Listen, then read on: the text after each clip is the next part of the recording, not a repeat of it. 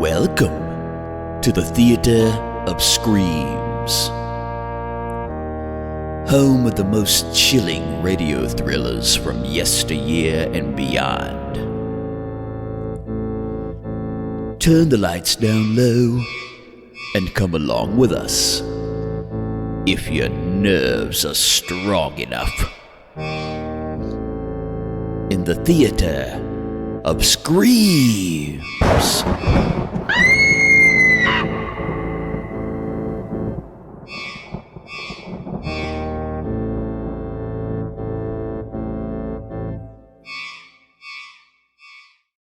And now, the Hall of Fantasy. Welcome to the Hall of Fantasy. Welcome to the series of radio dramas dedicated to the supernatural, the unusual, and the unknown. Come with me, my friends. We shall descend to the world of the unknown and forbidden. Down to the depths where the veil of time is lifted, and the supernatural reigns as king. Come with me and listen to the tale of the Shadow People. Elaine, have you seen anything else since you spoke to me last? No, I haven't. Ever since Mother died, nothing's happened. Well, I only hope that... Came from upstairs. Come on. Oh. I don't know what to think. I only hope that... David, if anything's happened to him... We'll see in a moment. There's no light in this room. You wait here, Elaine. Where's the light? Over to your left.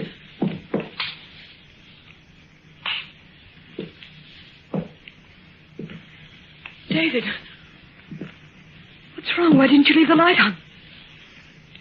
Your father's dead, Elaine.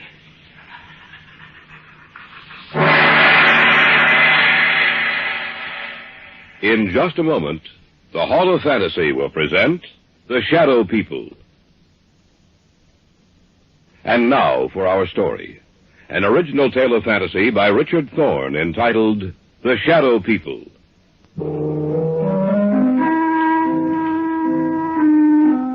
Somewhere along the line of your life, you've met them. You have come in contact with the Shadow People. When did we first discuss it? Oh, yes, Brian and Elaine and I. It was in my apartment. There was only one light on in the entire place. What's wrong? Elaine, what's the matter? Oh, it's silly, I know, but I thought I saw something in that doorway over there. Where? Over there, right over there. Where are you going, David? Over to that archway, just to let you know that nothing's here. Huh. You see, Elaine, nothing's wrong, nothing at all. Are you satisfied that there's no one else here but us? Yes, I'm sorry. I just thought that Leave the overhead lights on. I'm sorry. I thought that... Put them back on, David, please. All right, Elaine. Look, what's bothering you, sis? I don't know. It's just that... I don't know. Tell us about it, Elaine. Tell us what's bothering you. You promise that you won't laugh at me? Of course not. Brian? Oh, Elaine, I'm your brother. If something's troubling you, I'd like to know about it. All right, then. The reason I was so upset was the fact that I saw someone or something standing in that archway. But, Elaine, David showed you that there was no one else in here. When the lights were put on, you saw for yourself that we were alone. I'm not talking about something you can see in the light, Brian. I'm not talking about a human being. Then what's it all about, Elaine? In the darkness, I saw something that can't be seen in a lighted area. And I've seen it several times before. You're sure you're not imagining this, Elaine? Oh, I don't have that good an imagination, Brian. How long have you seen this thing, Elaine? Well, it started about 6 weeks ago. You were in Detroit on business, Brian. Mom and Dad were on vacation. I was in the house by myself, in the library. There was only one light on. I sat in the chair beneath it, reading. Several times I thought that something was watching me. I felt there was someone in the room with me, standing right in back of me. Every so often I'd glance back over my shoulder, but there seemed to be nothing there. And then I thought I heard someone whispering. I wasn't sure, but when I heard it again, I got up and I looked all over the house. Oh, I'm not easily frightened, you know that, but out in the hallway, it was almost entirely black. Luckily, I was near a light switch. I looked back over my shoulder, and I saw this huge, hulking shape for the first time. And I heard a voice, or rather the whisper of a voice. I couldn't distinguish the words, but that dark shape seemed to be moving towards me. My hand was on the light switch, and I turned it on. In a minute, the light flooded the hallway. The shape was gone. There was nothing there. I was alone again. As long as there's light, I know it can't hurt me.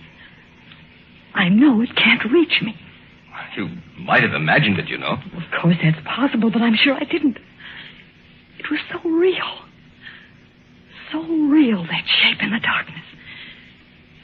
It was the very essence of evil itself.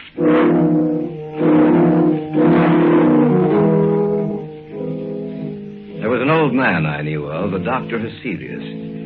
I'd heard that he knew quite a good deal about the supposed supernatural manifestations which had taken place in the world. I went to him to see if he knew anything that might explain the events of the story Elaine had told us.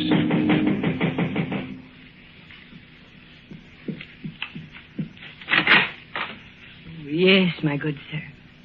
What do you wish? I have an appointment with Dr. Hyselius. Oh, yes. He mentioned something about it. You are Mr. Drake. Yes. If you'll come inside. Thank you. Dr. Hyselius is in the study. Please come with me.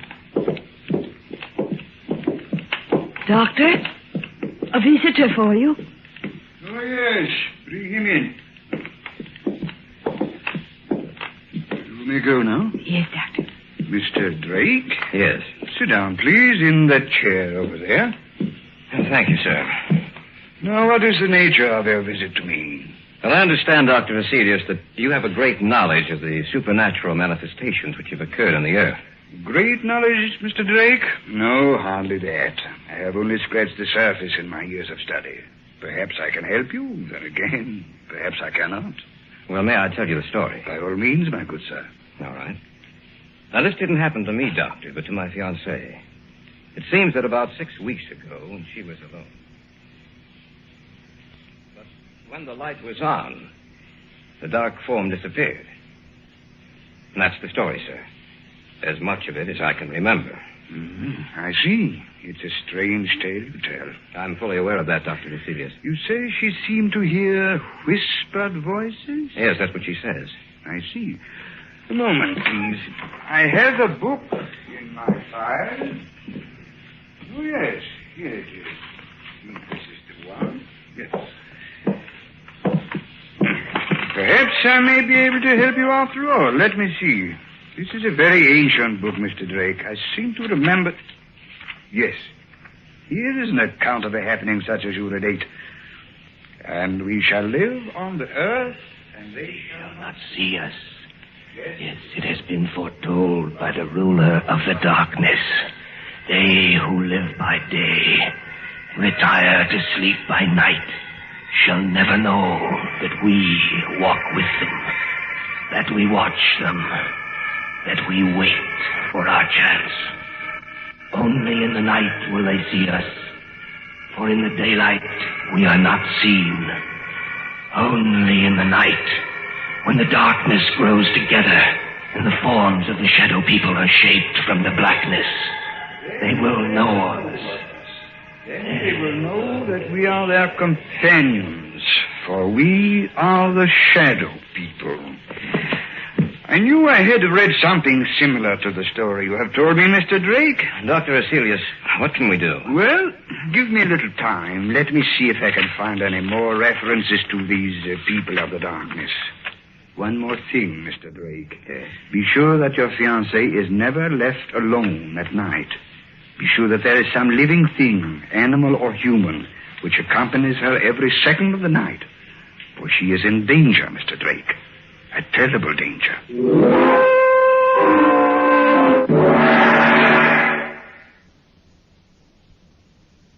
Back now to our story. an original tale of fantasy by Richard Thorne entitled The Shadow People.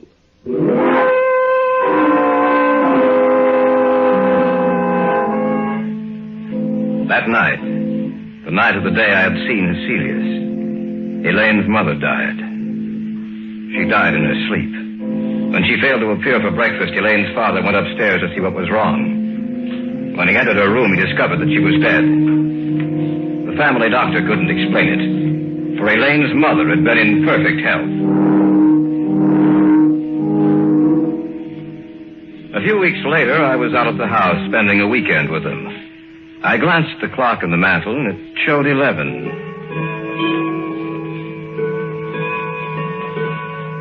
I can't understand why Brian hasn't returned from town. Well, he said he had some extra work to catch up on. He told me this morning that he might be late. Well, 11 o'clock, I'm going upstairs. Glad you came out, David. It's good seeing you again. It's a pleasure to be here, sir. Well, don't stay up too late. See you both in the morning. Good night. Night, Dad. Good night, Mr. Davis. He isn't the same, David. Ever since Mother died, he hasn't been the same. I didn't realize that until tonight. He's changed. I only hope that he'll start living again. Ever since she died, it seems that a part of him died with her. Elaine, have you seen anything else since you spoke to me last? No, I haven't. Ever since Mother died, nothing's happened. Well, I only hope. Came from upstairs. Come on. You don't think... I don't know what to think. I only hope that...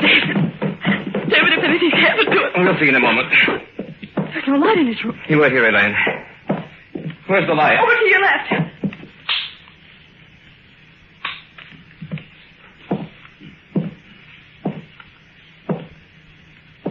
David, what's wrong? Why didn't you leave the light on? Your father's dead, Elaine.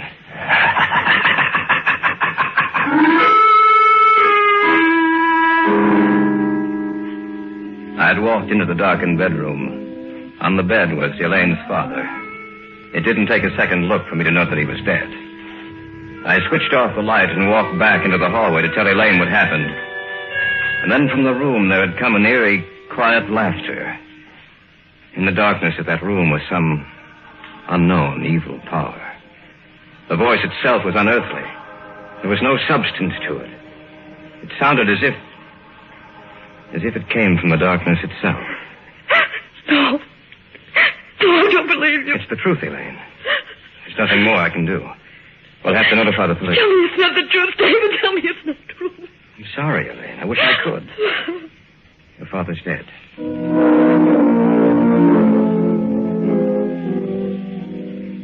After the burial, Dr. Hecelius got in touch with me. He said that he wanted to meet both Elaine and Brian, that he wanted to talk to the three of us. Accordingly, a few nights later, he came out to their house. Miss Davis, will you tell me just when you saw the first manifestation? The night Brian was in Detroit. Now, Miss Davis, you have even seen this apparition in the company of other people, is that correct? Yes. The night at David's apartment. All right. Now I'll tell you what I think. You are in deadly danger, Miss Davis. These beings want to claim you. So far, they have had no success. Only in the darkness do they have power. Little by little, step by step, they have been removing the obstacles in their way to reaching you. First your mother, and then your father, Miss Davis. Both died in the same fashion. In the darkness, death struck at them. Now tell me, do you feel their presence here in this room as I talk to you? Yes. Turn out the lights, Brian. No. Stand by the switch, if you please, Brian. If anything happens, turn the lights back on. All right. Dr. Hecelius, I don't... Do you want me to continue working with you? Yes, sir. All right, then. Brian, turn off the lights. Yes, Doctor. The room now is in darkness, Miss Davis. Do you feel or see anything? No, Yes. Yes, I do. Do you see anything? Yes. Doctor, I don't... Be quiet, you fool. I know what I'm doing. In front of me. The darkness gathering together into a huge, terrible... Not only do you see us, Miss Davis, But everyone else in the room also will see the vague shapes forming themselves in the blackness. We do not want you, Dr. Hecelius. The girl we want. We advise you to drop this case. You will only bring down the wrath of the shadow people upon your head. The girl. We want the girl. Do not stop us. Let us take her now. Turn on the light! They're gone. Miss Davis, are you all right? Yes. Yes, I am. Just as she said. The darkness. I saw it form into something, too. So did I. What are we going to do, Dr. Hecelius? At the present moment, I don't know. But this much I do know. You must leave this house immediately. You must try to get out of their reach. I don't know if that is possible. I hope it is. I shall have to return to my home. I must learn if there is some manner by which we can defeat these creatures. For the moment, leave this house. Dispose of it in any manner you may see fit, but leave this house.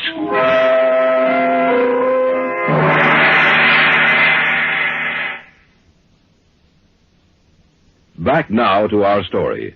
An original tale of fantasy by Richard Thorne entitled The Shadow People.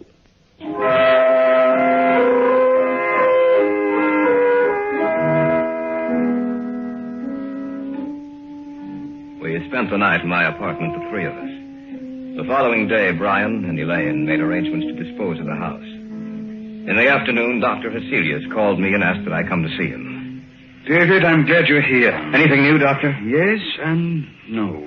You realize, of course, that this spiritual manifestation is not new, that it has gone on for centuries. No, I wasn't aware of that. It's true, David. De Maupassant wrote what was supposedly a fiction story about the manifestation, David. He called it Orla. However, according to the information here on my desk, it was taken from an actual case history. Of course, he embroidered the story, added a few touches to something he didn't realize actually existed. But have you found anything with which we can fight them? Everything depends upon an answer I received from a colleague of mine in Paris, Dr. Henri Renaud. I dispatched a telegram to him last night. Why hasn't he answered by now? There are certain things that must be done. It will take a few days, I'm afraid. We have to wait, David. There's nothing else we can do.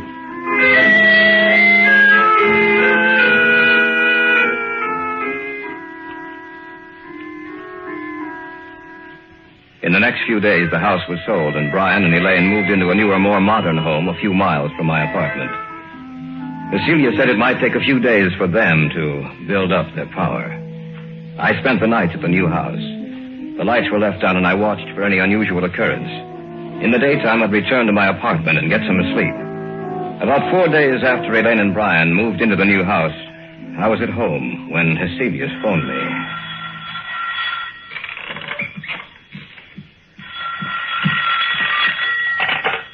Hello? David? Yes, Dr. Hecelius? I hate to tell you this, David. What's the matter? What's wrong? They were a step ahead of me, David. I just received word that Renaud died or was killed. At the very moment I sent the telegram to him.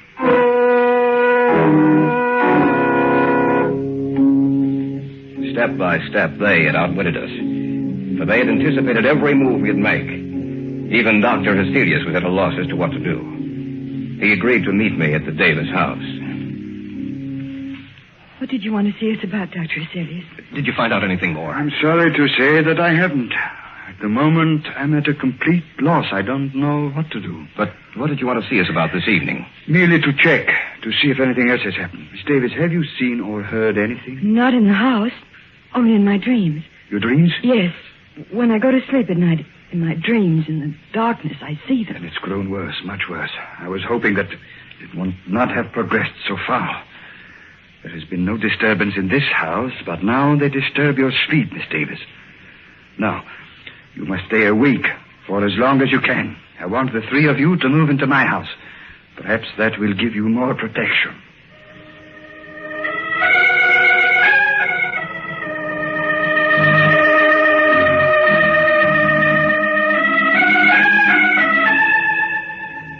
That night, we moved over to Hecelius' house. Perhaps Elaine would have more protection there. From there, we might be able to devise some plan of action, some way to beat those beings. For a few days, things were quiet. The shadow people seemed to have withdrawn. For a while, I thought that we might have succeeded in thwarting their purpose. Elaine no longer complained of troubled sleep. But that condition lasted for a few days only. About 10 days later, they made themselves known and felt again. That night, we were in the study, when suddenly Hecelius whirled around and... Elaine, what are you looking at? Outside the house. Right where the light leaves off. I see them. She's right, Dr. Hecelius. I can see them, too. What should we do, Doctor? Nothing. What do you mean, nothing? There's nothing we can do. We can't just... We can't do anything, Brian. Don't you understand that they have us at their mercy? The greatest man in my field was Henri Renault. If he could do nothing against them, what do you think we could do? He's right, Brian. There's nothing we can do. As long as the house remains lighted, just so long will they remain outside. If the lights were... That sounds... When my father was killed. The same sound. We heard the same sound. The lights. What's happened to the lights, all right? No. Be quiet, please. I thought of this emergency. A candle. That's right, Miss Davis. As long as this burns, this one candle will be safe. For they cannot advance into the light. They are limited by the darkness. As long as the candle burns, they will have to remain outside of this room. Around you. In every room of the house. In the darkness outside. We are around you. This time you shall not escape. This time we will claim you. Take it easy, Brian. I can't stand it. I'm getting out of here. Brian, come back. Don't be a fool. I'm going after him. Stay here. We just can't let him He go. won't have a chance. I doubt it. Miss Davis, I'm afraid that your brother is dead.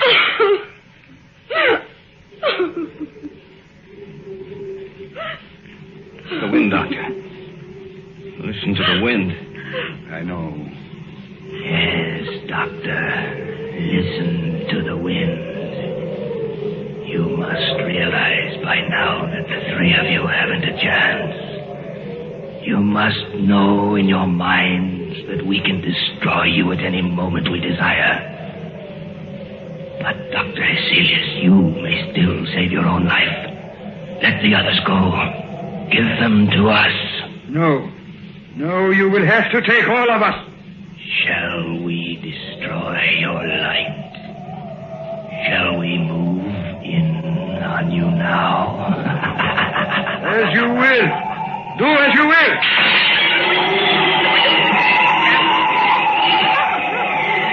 Sorry, David.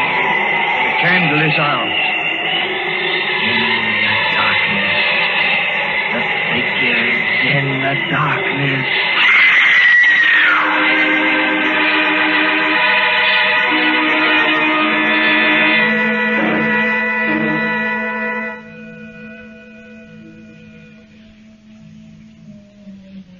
We warned you, Hecelius.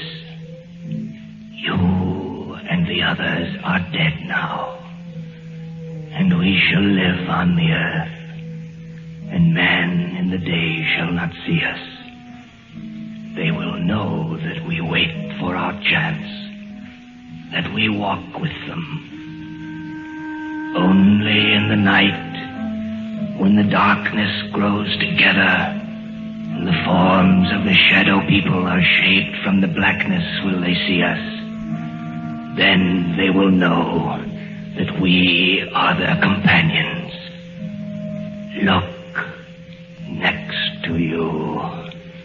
There, in the shadows.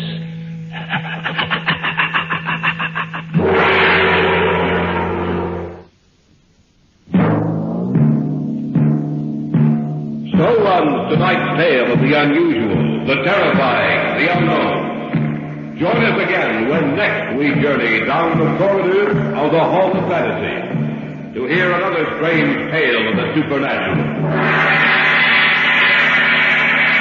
All characters and events portrayed in these programs are fictional, and any similarity to actual events or persons, living or dead, is purely coincidental.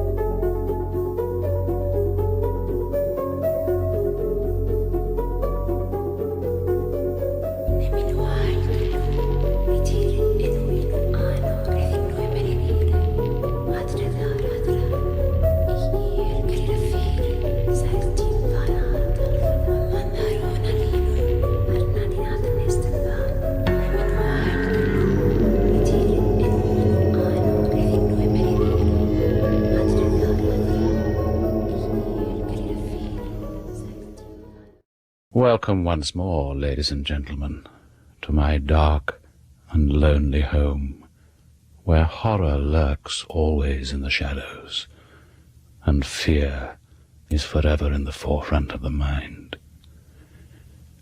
As a fellow storyteller once said, if music be the food of love, play on. Well, music isn't always the food of love, and today's story is a case in point.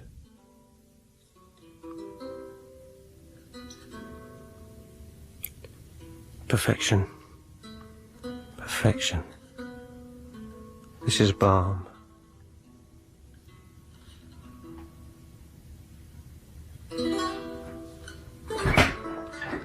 Oh, Mr. Pawley. Oh, Miss Eames, I'm so sorry, barging in No, like this. don't worry. I ought to have thought. And, well, I mean... Yes? Well, Bach, in the middle of Bach, what must you Oh, think? please, don't concern yourself. But it's such an awful thing to do. No, really, Miss Eames. You are forgiven. And anyway, it wasn't Bach. But surely... No, just a piece for lute by, some Frenchman, I think. So, no great sacrilege there. Oh, I know I only caught a snatch. Oh, really, I am grateful to you for coming. If you hadn't turned up, there'd be no one at all to hear my little selection. No? Oh. So far, you are the only one. Oh, Mr. Pawley. Well, it's early yet, I suppose. But I don't think it is. It's 5 past. That's why I was hurrying. I'm afraid Mother wouldn't let me go until I'd caught the end of the arches. Oh, really? It means such a lot to her, you see. Still, at least you're here. Yes. Haven't you heard anything from any of the others? They're usually pretty punctual. Yes, I suppose so. Apart from Morris. Well, yes. Well, you can console yourself with that thought, Miss Eames. Had you been Morris, your entry would have been later and, well, louder. Poor Morris. Morris, I fear, would also have joined in with the music. So you see, I'm glad it was you. Oh, it's kind of you to say so. And anyway, I'd feel a little foolish playing my selection to myself. I could have done that at my flat. On superior equipment. Oh, no, Mr. Pawley, we couldn't have that. I've been specially looking forward to your programme. Have you? Most definitely. It's guitars and lutes, you see, my particular thing. For a start, you've got the sarabande and bourrée. Oh, really? And the Bach. I was aiming for a little variety. That's what I thought you were playing when I came in. I don't think so. I believe it was a French piece. I expect you're right. It's just that it has rather been in my thoughts of late. Because of my little programme? Yes, it's such a lovely piece and, well, I expect you know, almost perfect for what it is. Perfect. I'm not sure that any piece can claim to be that. Not showy, of course, but so lovely, sort of sublime in the right hands. Oh, yes. As always, the interpretation must be right, mustn't it? May I ask who you've got on your recording? Oh, isn't it on the programme I sent you? No, it isn't, as a matter of fact. Actually, it's the only item where you don't specify the soloist. Oh, don't I? That's not like me. I wonder who you've got. As far as I can remember, it was an acceptable interpretation. I do hate it when people sing along, don't you? Sing along? With the music, like Morris.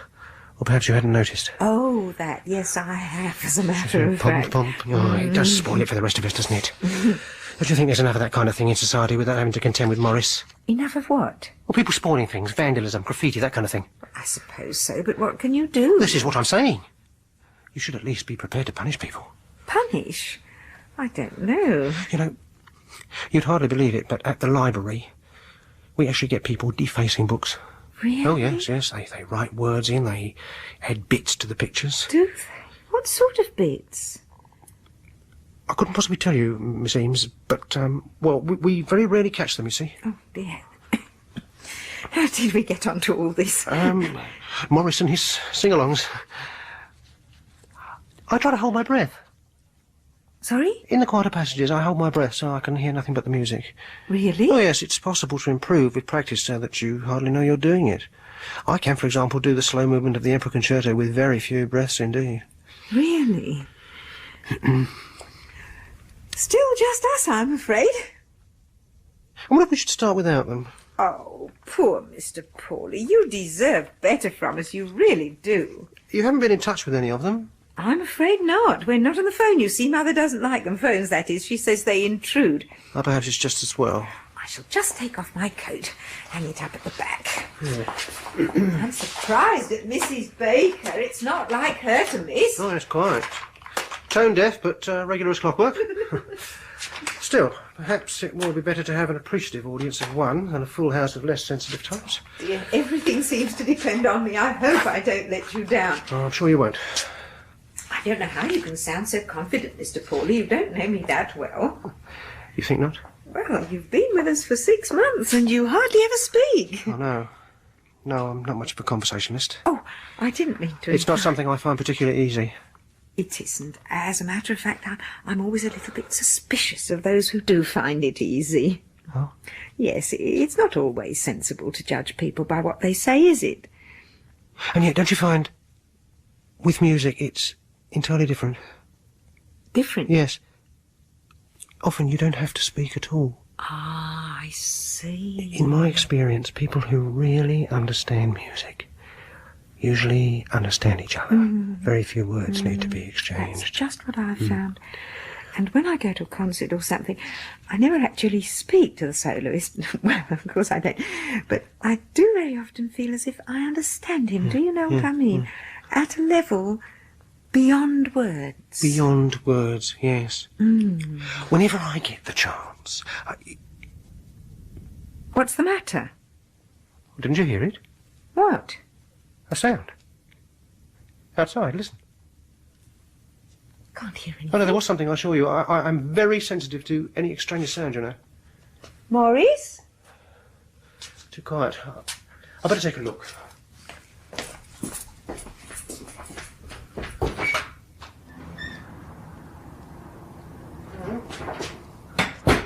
Not a soul. Oh, Mr. Paulie. Well, I shouldn't worry.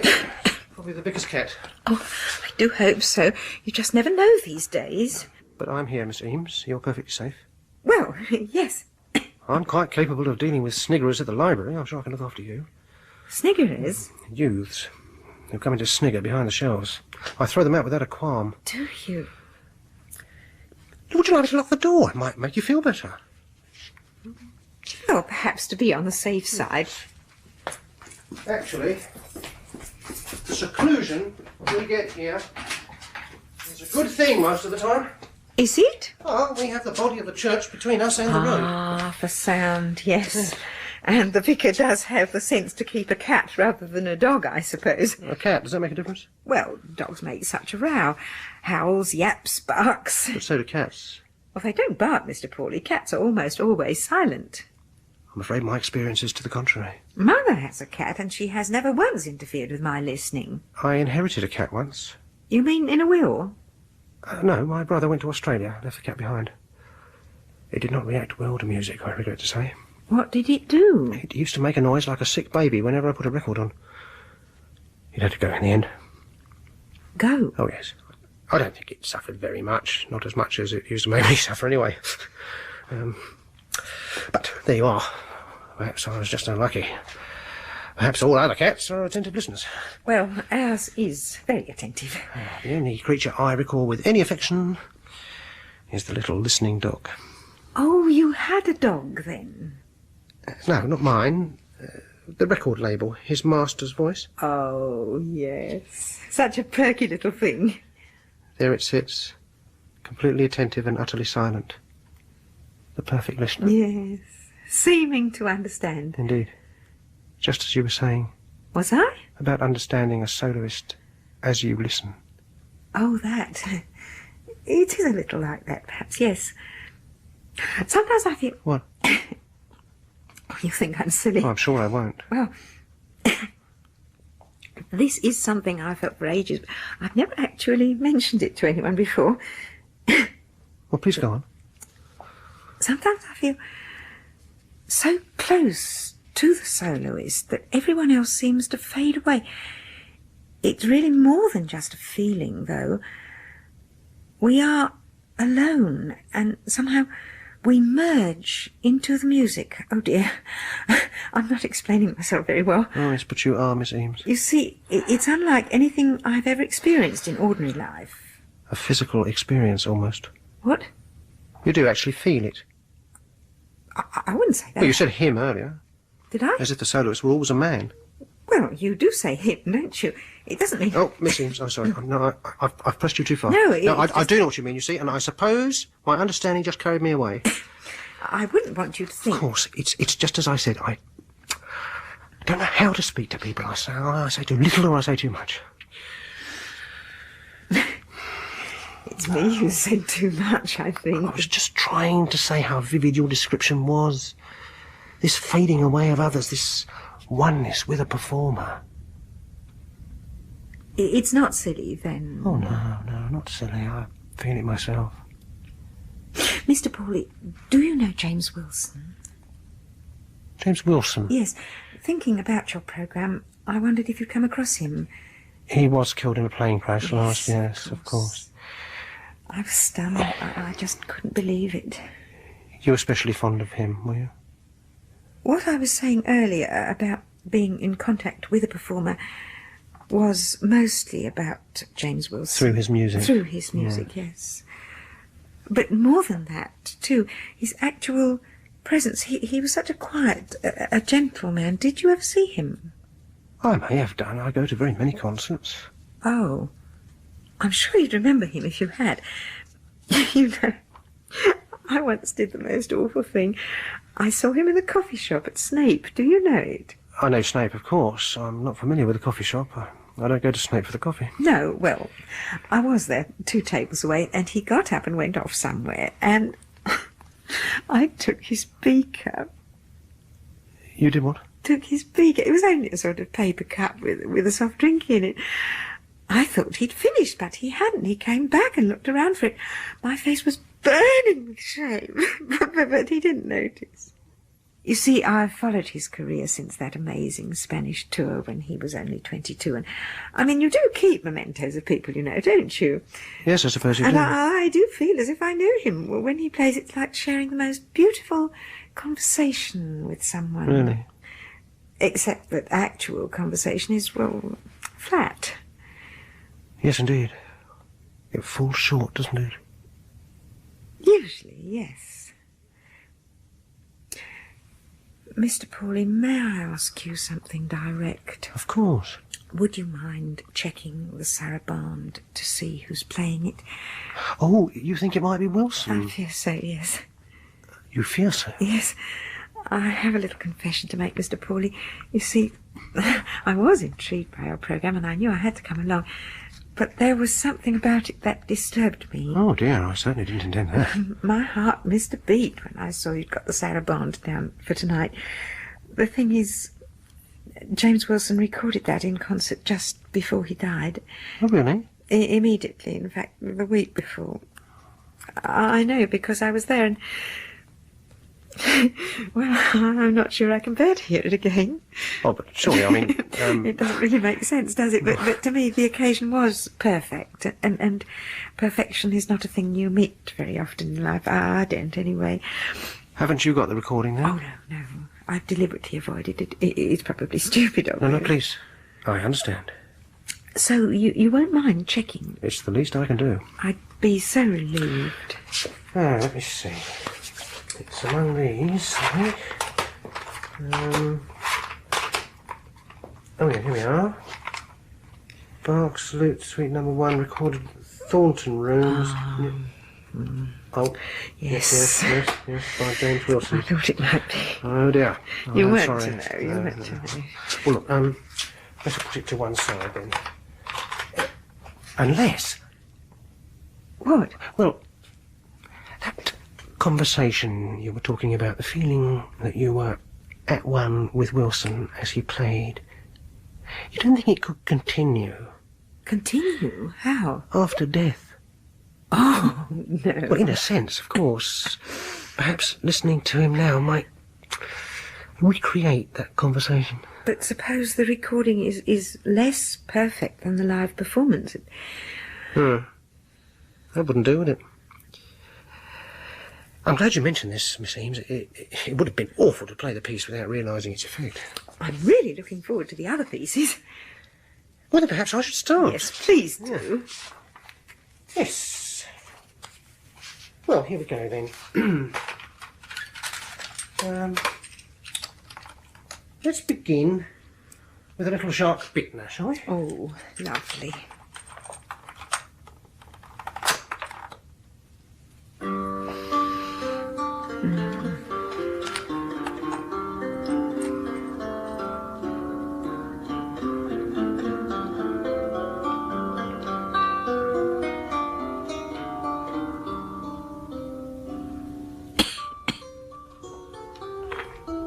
Miss Eames?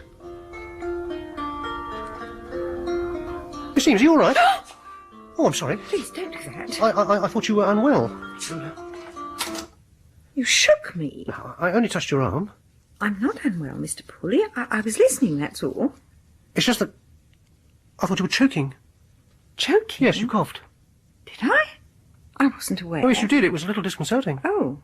You're quite all right then? Yes. Oh, good.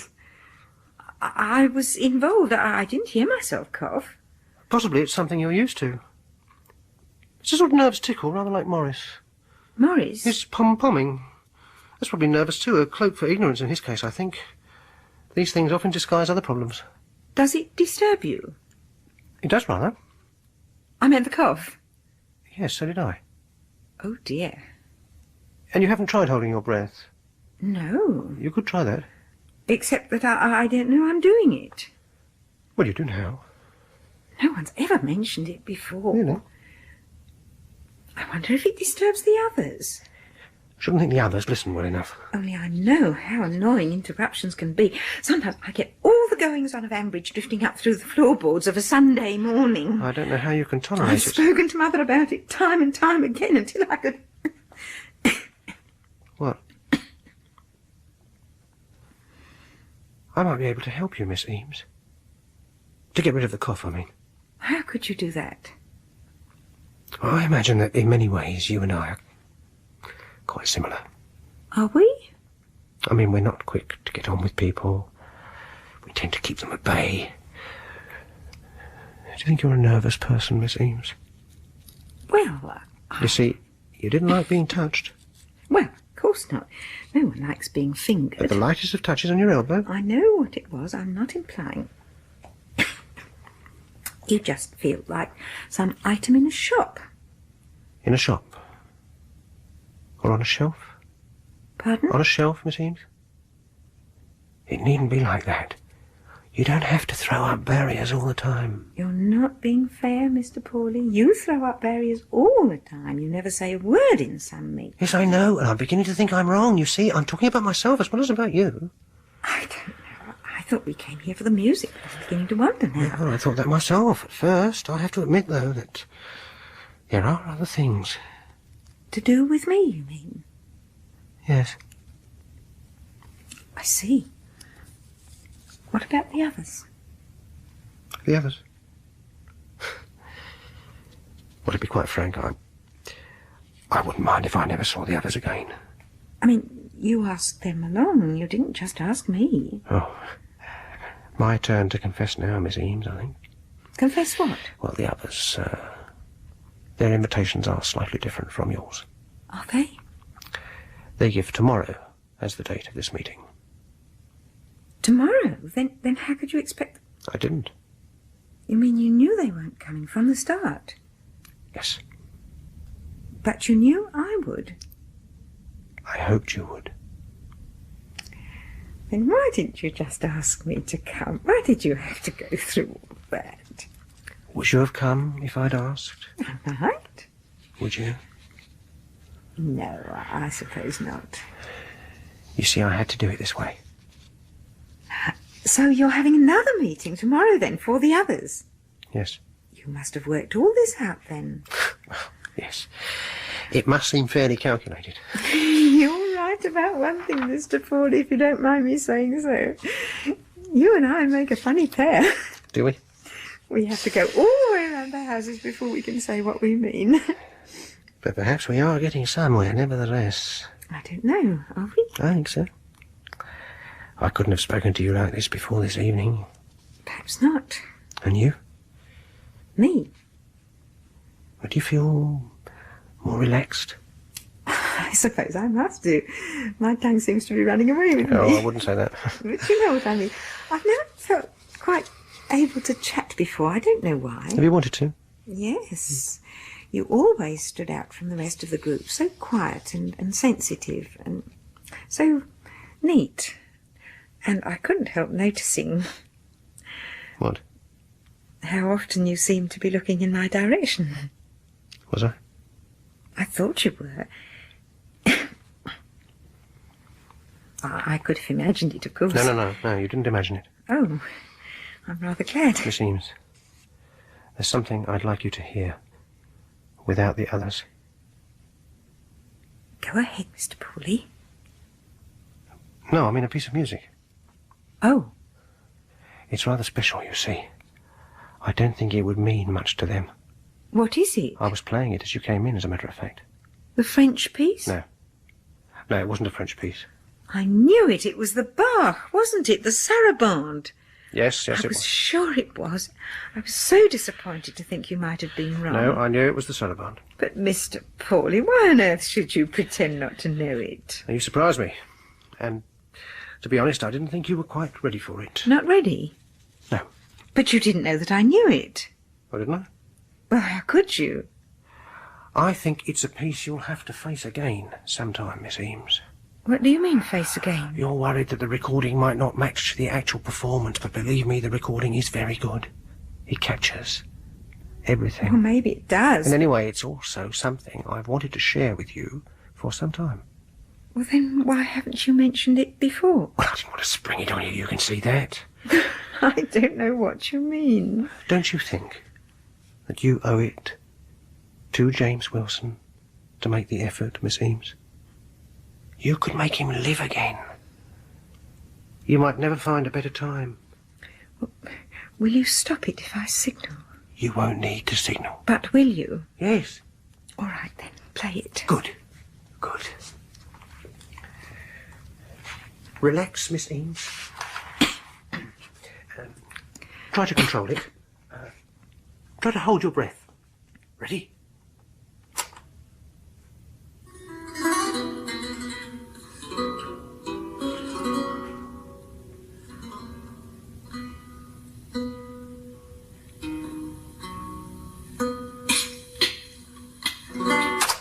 There. Did you hear that? What? Didn't you hear? Actually, Mr. Pooley, I'm finding it quite hard to listen. Why didn't you start I shouldn't at be the surprised, I beginning? suppose, although it was clear enough to me, as clear as it was on the day itself. What day? The day of the recording. In the Thornton rooms? Well, of course. But you weren't there. At least I was. I sat behind you. You wore a blue straw hat. Mr. Pooley, you said you didn't go to the concert. No, I didn't. I was there all right. That's how I knew about you in this little group. I joined because I knew you belonged. I'm afraid I don't understand. Listen carefully, and you will. What are you doing? Something else for you to listen to. No, I'm not sure I want to listen to anything else at the Sit moment. down, Miss Eames, please. It's not exactly music. It's a tape I've made myself. I went to a great deal of trouble with it, and I'd like you to hear it. Well, I'm sorry, Mr. Pooley. I'm getting muddled. First you didn't know the sarabande, and now you say you do. Then you say you weren't at the concert, and now you say you were. That's right, and I was less than honest about waiting for the others to turn up. But why? I hope that will become apparent. You'll understand a little better if you listen. But were you at the Thornton Rooms concert? Of course I was there. You think I'd miss it? James Wilson. I attended every concert it was possible for me to get to. Incidentally, the Spanish tour was when he was 24, not 22. Where did you get your information from? I can't Obviously, you didn't remember. double-check. Tell me, Miss Eames, which of Wilson's concerts was the best in your opinion? The last will always be special. Yes, there's really no doubt, is there? It was, as you said yourself, almost perfect. Almost.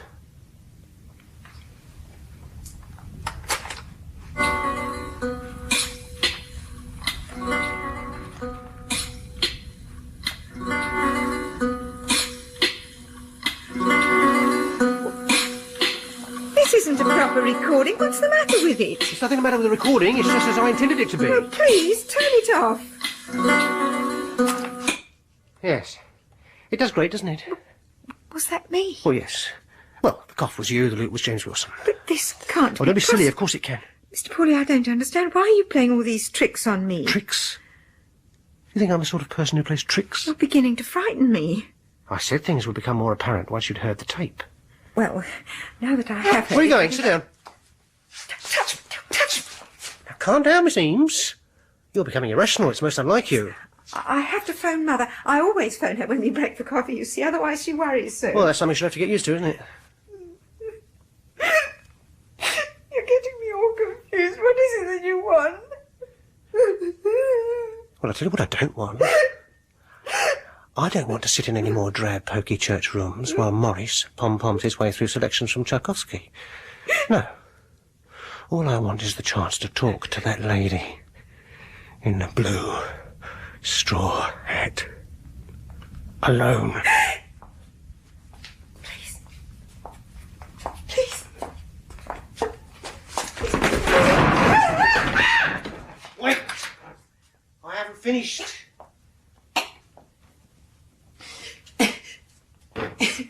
You see, I was most anxious to get hold of that recording to find out if they managed to get rid of that ugly little cough. As you've heard, they didn't. The recording captured everything, But Miss Eames. I couldn't... Oh, yes, you could. I think you could. Not that that matters anymore. There's nothing you can do about it now. The damage is done. All that's left now is the punishment. Yes. You begin to understand now, are you? You can't do this. Well, that's a silly thing to say, Miss Eames, because I am doing it. It's strange, but I have to listen to the recording now. I have no will in the matter. To begin with, I had to listen to see if the blemish was there. Then I had to listen to see if I could manage to ignore it. Then again, and again, and again. Each time waiting for the cough and hearing less and less of the music. Then just hearing the cough. You know, it seems to get worse each time. Louder, uglier, more beast-like. Now I torture myself with it. I'm sure you don't realise this, but your cough can be heard 5 times on this recording. 5 times! The music is, of course, ruined forever. No, don't argue! Don't make excuses! I can never hear that music again without thinking of your cough. Even if Wilson were to rise from the grave and play it through to perfection, the ghost of that unnecessary blemish will cling to the piece. I know exactly where it comes. And if I don't hear it, I won't be able to prevent myself recreating it deep inside my head. You've destroyed something, Miss Eames. You must be made to pay for that. What are you going to do? Well, to begin with, I think we ought to hear the tape again. No, don't you? no, I don't want to hear it. But you must. You have to face the music, Miss Eames.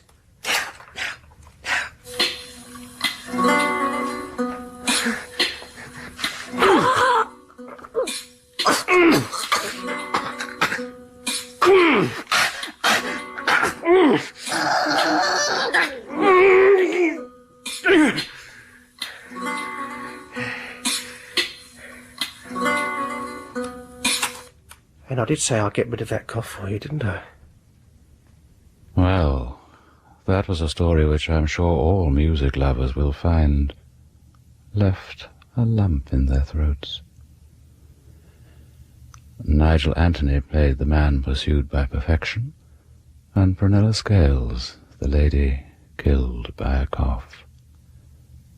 The story was written by Nick Warburton and directed by Martin Jenkins.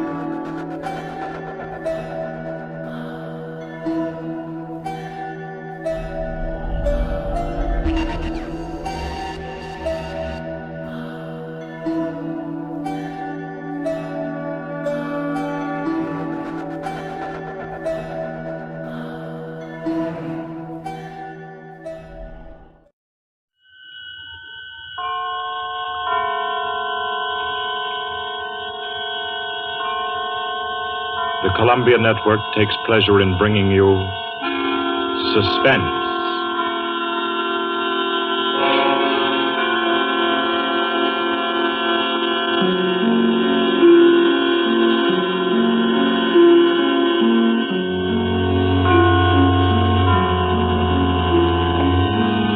Suspense, Columbia's parade of outstanding thrillers, produced and directed by William Spear and scored by Bernard Herrmann. The notable melodramas from stage and screen, fiction and radio, presented each week to bring you to the edge of your chair, to keep you in suspense.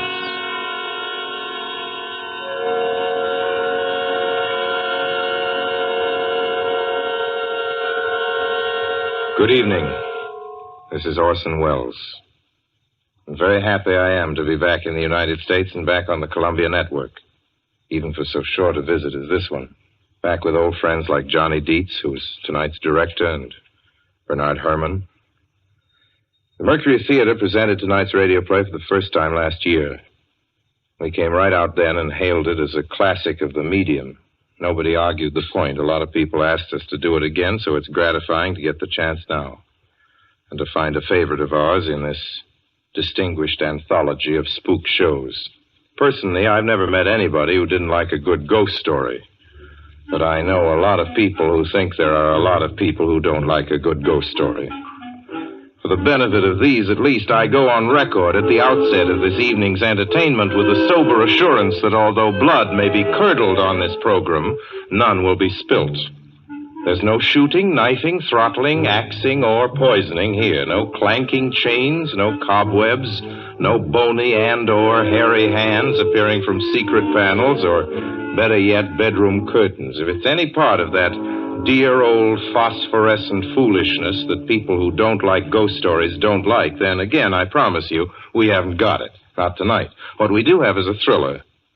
It's half as good as we think it is. You can call it a shocker.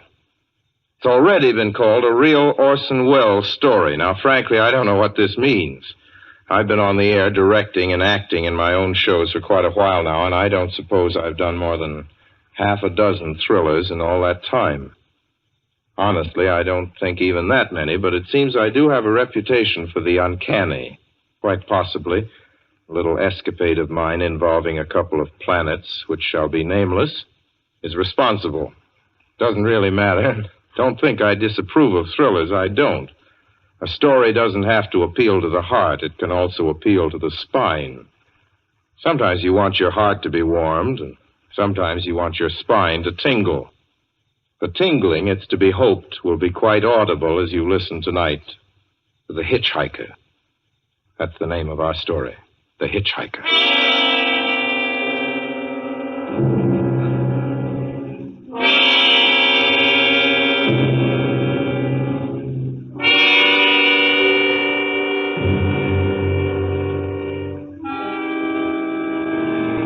I'm in an auto camp on Route 66, just west of Gallup, New Mexico.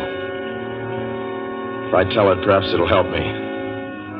Keep me from going crazy. I gotta tell this quickly. I'm not crazy now. I feel perfectly well, except that I'm running a slight temperature. My name is Ronald Adams. I'm 36 years of age, unmarried, tall, dark, with a black mustache. I drive a 1940 Buick, license number 6Y175189. I was born in Brooklyn. All this I know. I know that I'm at this moment perfectly sane. That it's not me who's gone mad. It's something else. Something utterly beyond my control. I've got to speak quickly. At any minute, the link may break. This may be the last thing I ever tell on Earth. The last night I ever see the stars. 6 days ago, I left Brooklyn to drive to California. Goodbye, son. Good luck to you, my boy. Goodbye, Mother. Here, give me a kiss, and I'll go. I'll come out with you to the car. Oh, no, it's raining. Stay here at the door. Hey, what's this? Tears? I thought you promised me you wouldn't cry. Oh, I know, dear. I'm sorry. But I do hate to see you go. I'll be back. It'll only be on the coast 3 months. Oh, it isn't that. It's just the trip. Ronald, I wish you weren't driving. Oh, Mother, there you go again. People do it every day. I know, but you'll be careful, won't you? Promise me you'll be extra careful. Don't fall asleep or drive fast or pick up any strangers on the road. Oh, gosh. I think I was still 17 here, you told. Oh, And wire me as soon as you get to Hollywood, won't you, son? Of course I will. Don't you worry. There's nothing going to happen. It's just 8 days of perfectly simple driving on smooth, decent, civilized roads with a hot dog or a hamburger stand every 10 miles.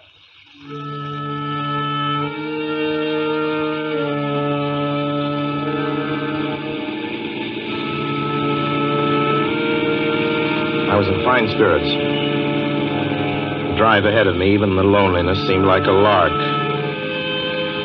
I reckoned without him. Crossing Brooklyn Bridge that morning in the rain, I saw a man leaning against the cables. He seemed to be waiting for a lift. There were spots of fresh rain on his shoulders. He was carrying a cheap overnight bag in one hand. He was thin, nondescript, with a cap pulled down over his eyes. I would have forgotten him completely, except that just an hour later, while crossing the Pulaski Skyway over the Jersey Flats, I saw him again. At least, he looked like the same person. He was standing now with one thumb pointing west. I couldn't figure out how he got there, but I thought probably one of those fast trucks had picked him up, beaten me to the Skyway, and let him off. I didn't stop for him. Then late that night, I saw him again. It's on the new Pennsylvania Turnpike between Harrisburg and Pittsburgh. It's 265 miles long with a very high speed limit. I was just slowing down for one of the tunnels when I saw him, standing under an arc light by the side of the road. I'd seen quite distinctly the bag, the cap, even the spots of fresh rain spattered over his shoulders. He hallooed at me this time. Hello! Hello! I stepped on the gas like a shot. That's lonely country through the Alleghenies, and I had no intention of stopping. Besides, the coincidences, or whatever it was, gave me the willies. I stopped at the next gas station.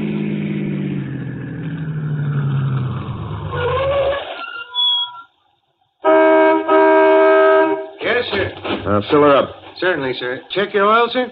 No, thanks.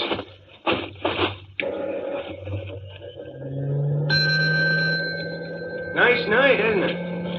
Yes. It hasn't been raining here recently, has it? Not a drop of rain all week. Oh? Oh, I suppose that doesn't done your business any harm. Oh, people drive through here all kinds of weather. Mostly business, you know. There aren't many pleasure cars out on the turnpike this season of the year. I suppose not. What about hitchhikers? Hitchhikers here? What's the matter? Don't you ever see any? Not much. If we did, it'd be a sight for sore eyes. Why? Oh, guy'd be a fool who started out to hitch rides on this road. Look at it. Then, you've never seen anybody? No. Maybe they get the lift before the turnpike starts. I mean, you know, just before the toll house. But then it'd be a mighty long ride. Most cars wouldn't want to pick up a guy for that long a ride. And you know, this is pretty lonesome country here. Mountains and woods. You ain't seen anybody like that, have you? No. Oh, no, not at all. I was just a technical question. I see. Well, that'll be just $1.49 with the tax.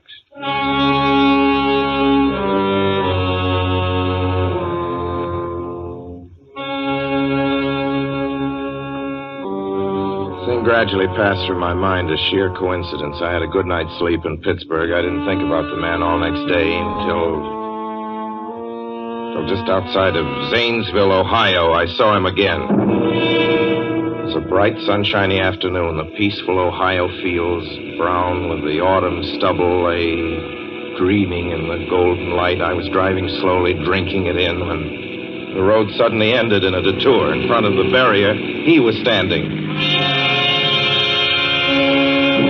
Now, let me explain about his appearance before I go on.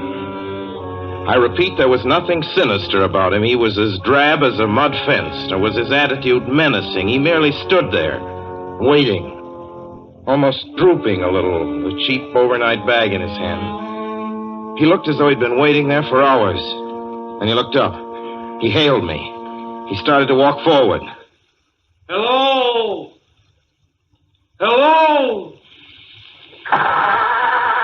Hello? No, not just now. Sorry. Going to California? No, not today. The other way, going to New York. Sorry.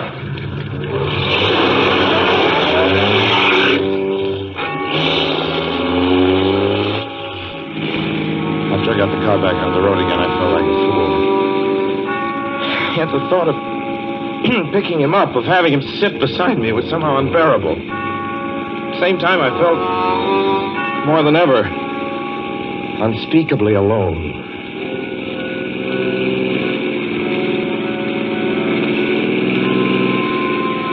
Hour after hour went by.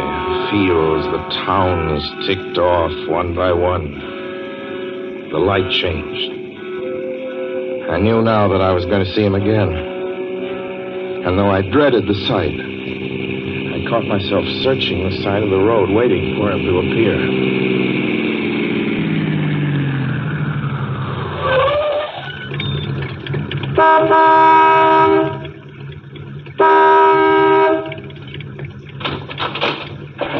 Yeah, what is it? What do you want? Sell sandwiches and pop here, don't you? Yeah, we do in the daytime. But we're closed up now for the night. I know, but I was wondering if you could possibly have a cup of coffee, black coffee, just... No, not this time of night, mister.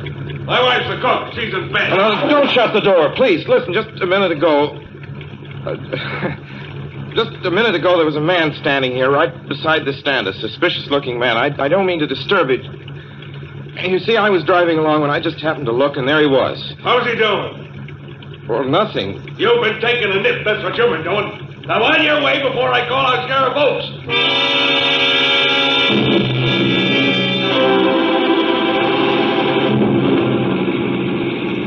I got into the car again and drove on slowly. It's beginning to hate the car. If I could have found a place to stop, to rest a little. I was in the Ozark Mountains of Missouri now. A few resort places there were closed, only an occasional log cabin, seemingly deserted. That's all that broke the monotony of the wild, wooded landscape. Now, I had seen him at that roadside stand. I knew I'd see him again. Maybe at the next turn of the road. I knew that when I saw him next, I would run him down.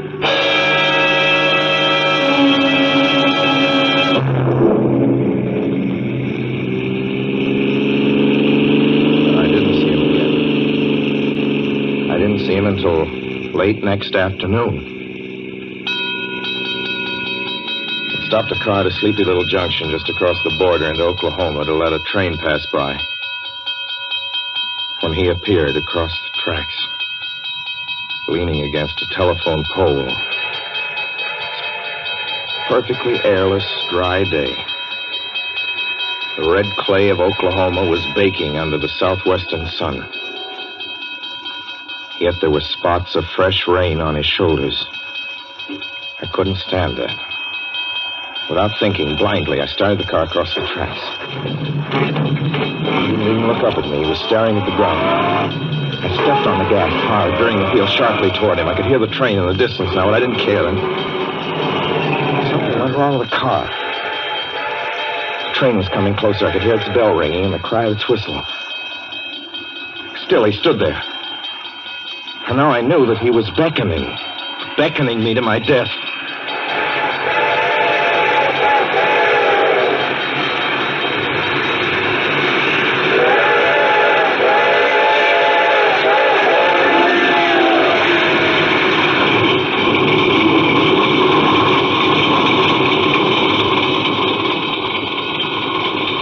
Well, I frustrated him that time. The starter worked at last. I managed to back up. When the train passed, he was gone.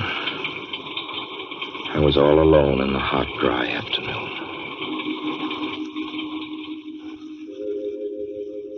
After that, I knew I had to do something.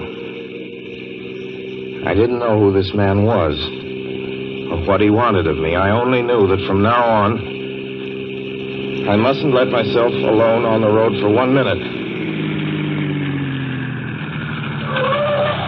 Hello there. Like a ride? Well, what do you think? How far are you going? Where do you want to go? Amarillo, Texas. I'll drive you there. Gee.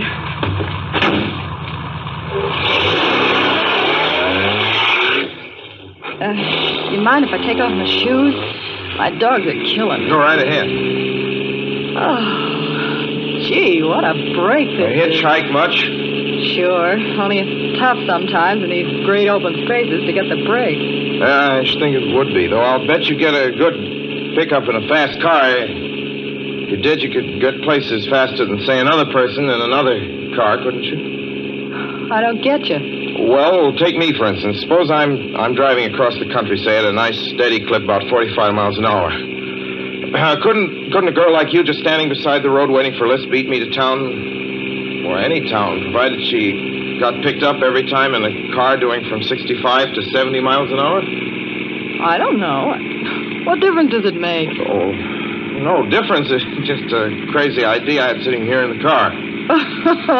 Imagine spending your time in a swell car thinking of things like that. What would you do instead? What would I do?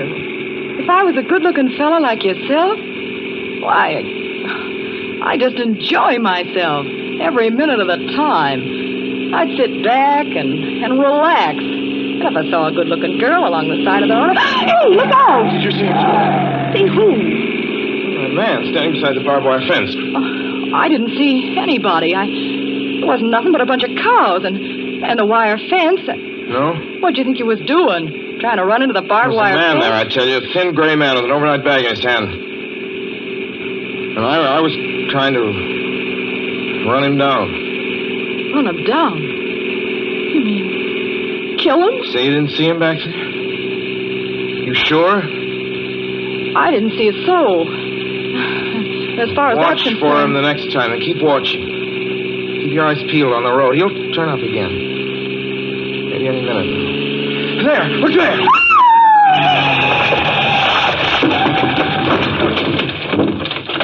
How does this door work? I'm getting out of Did you see him that time? No, I didn't see him that time. And personally, mister, I don't expect never to see him. All I want to do is go on living. I don't see how I will very long, driving with you. Oh, I'm sorry. I don't know what came over me, but please don't go. So if you'll excuse me... You can't go. Listen, how would you like to go to California? I'll drive you to California. Seeing pink elephants all the way? No, thanks. Thanks just the same. Listen, please, just 1 minute, please. You know what I think you need, big boy? Not a girlfriend. Just a good dose of sweet... Please. There. I got it now. No, you can't go. Please, come Your back. hands off me. Do you hear? Leave your hands off...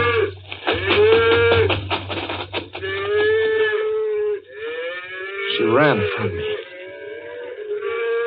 As though I were a monster. A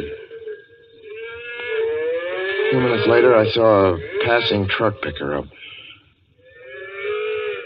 I knew then that I was utterly alone. It was in the heart of the great Texas prairies. There wasn't a car on the road after the truck went by. I tried to figure out what to do, how to get hold of myself. If I could find a place to rest, or even if I could sleep right here in the car for a few hours along the side of the road. I was getting my winter overcoat out of the back seat to use as a blanket when I saw him coming toward me, emerging from the herd of moving steer. Hello?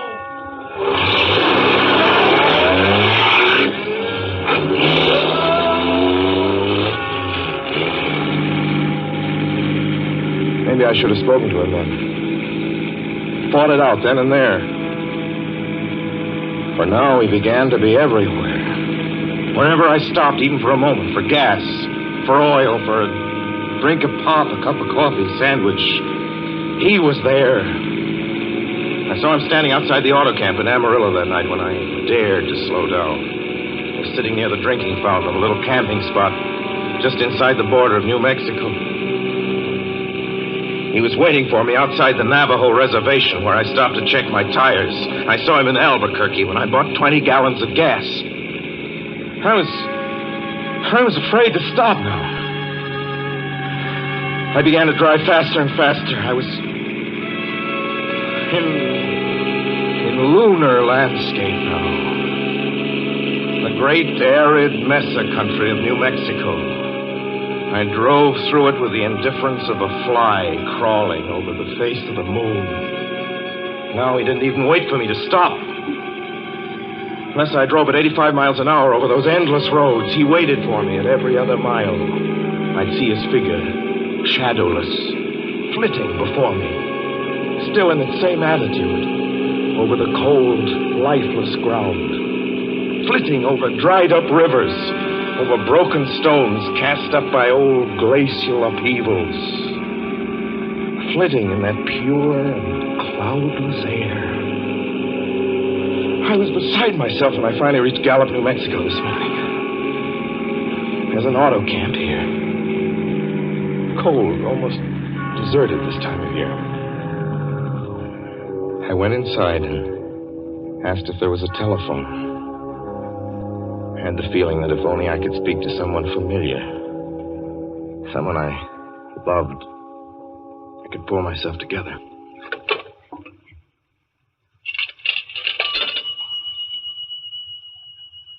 Your call, please. Long distance. Long distance, certainly. This is long distance. I'd like to put in a call to my home in Brooklyn, New York. I'm Ronald Adams. The number is Beechwood 20828. Certainly, I will try to get it for you. Albuquerque. New York for Gallup. New York. Gallup, New Mexico, calling Beechwood 20828. I'd read somewhere that love could banish demons. It's the middle of the morning. I knew Mother would be home. I pictured her tall and white-haired in her crisp house dress, going about her tasks. Be enough, I thought, just to hear the even calmness of her voice. Will you please deposit $3.85 for the first 3 minutes? When you have deposited $1.50, will you wait until I have collected the money?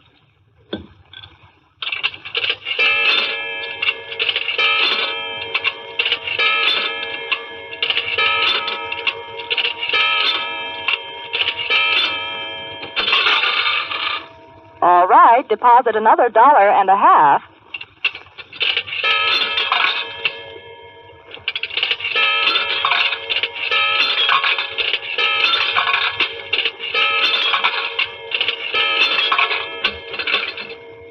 Will you please deposit the remaining 85 cents?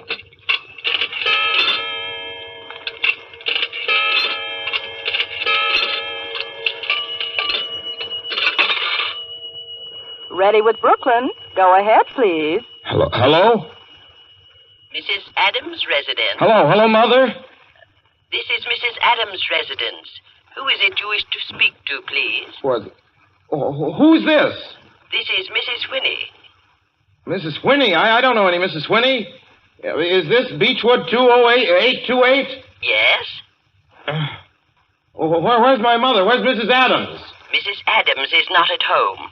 She's still in the hospital. The hospital? Yes. Who is this calling, please? Is it a member of the family? Well, what's she in the hospital for? She's been prostrated for 5 days. Nervous breakdown. But who is this Nervous calling? breakdown? Well, my mother never was nervous. It's all taken place since the death of her oldest son, Ronald. Death of her oldest son, Ronald? Hey, what's this? What number is this? This is Beechwood 20828. It's all been very sudden. He was killed just 6 days ago in an automobile accident on the Brooklyn Bridge. Your 3 minutes are up, sir. Your 3 minutes are up, sir. Your 3 minutes are up, sir.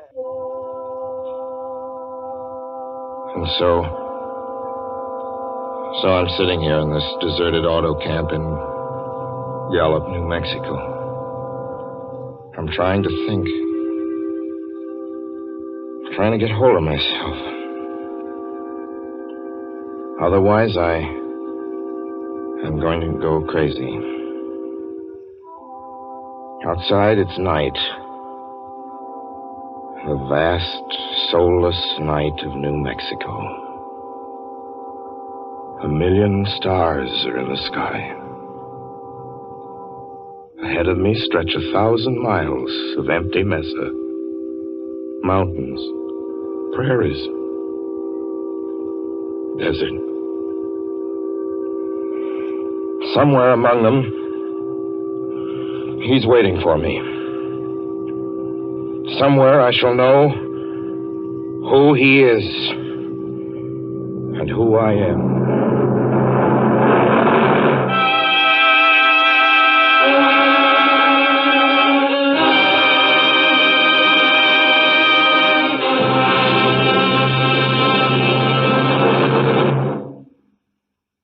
So ends The Hitchhiker, and to Orson Welles our considerable thanks for his playing of the title role. Mr. Welles? Help wanted. Men, women, and children. Nature of work, hard, monotonous, back-breaking labor. Hours, 75 a week minimum.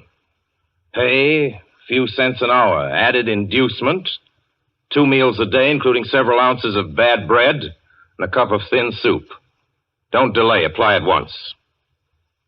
How'd you respond to a want ad like that, Mr. and Mrs. American working man and woman?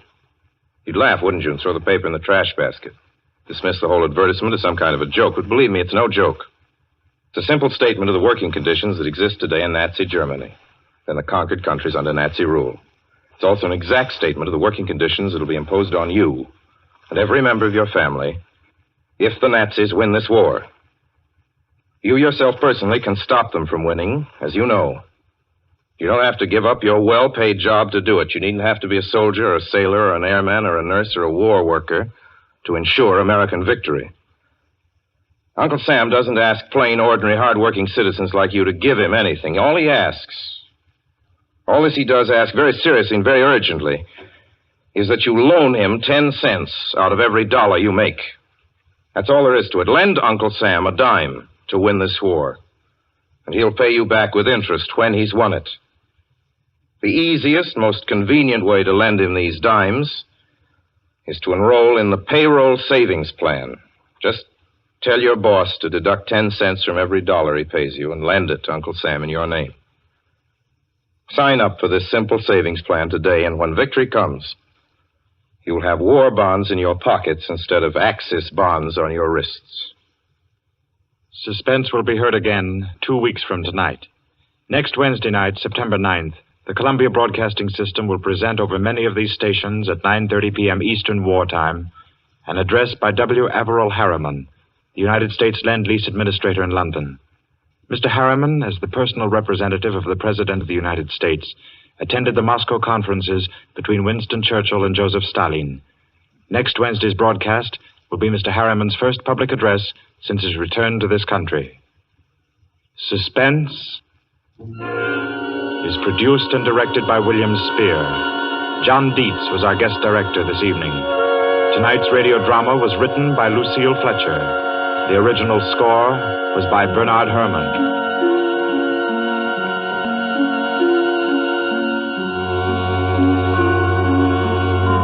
This is the Columbia Broadcasting System.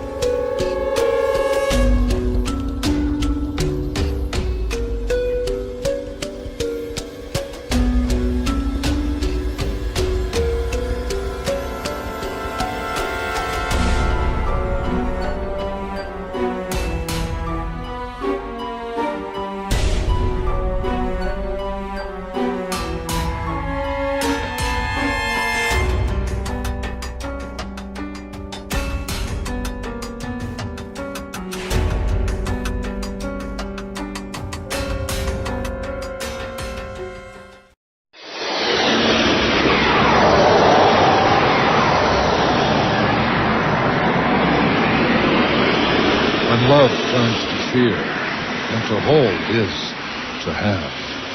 It's nightfall.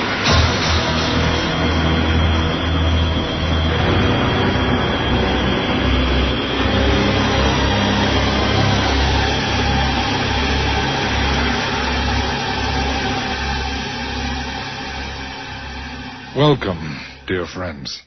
Frederick Hent, your tutor in tonight's grave lesson in human relationships. Do you have a daughter? Wouldn't you do just about anything to help her in a time of crisis? Of course you would. But what would you expect in return, In Beauty's Beast, tonight's story, written by Burke Campbell, we are treated to a look at a father's love and a daughter's gratitude.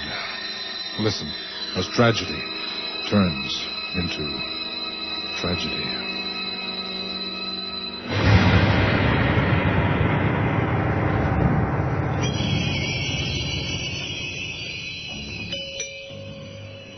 The store is now closing. Thank you for shopping with us. We hope you've had a pleasant day and found exactly what you were looking for. Let's see. You gave me 20, 10, 15, 20. Thanks. Don't forget your parcels, dear. I'm sorry, I'm in such a rush. Victoria?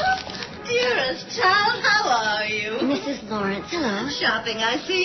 They have the best cosmetics here, don't they? Yes, they really I do. need to do more shopping, but they're closing. Oh, it's depressing. Now I'll have to go home to my husband. Tell me, dear, how's your charming father? Oh, he's fine. Mrs. Lawrence, I'd love to talk, but I've got to run. It's my first class in modeling. Modeling? Yes. Oh, well, boys is important. Mrs. Lawrence, I've really got to go. I'll let you know how my class goes.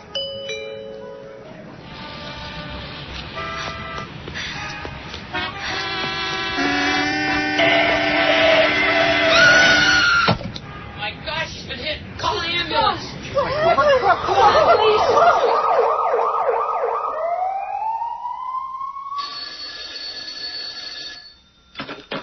Hello? Dr. Mandrake, please. This is Dr. Mandrake speaking. This is Dr. Hill at Wellesley Hospital. Yes, Dr. Hill. What is it? I told the police that I'd contact you myself. I'm afraid your daughter was involved in a car accident. An accident? When? How? Can you come to intensive care? Of course. I'll come at once.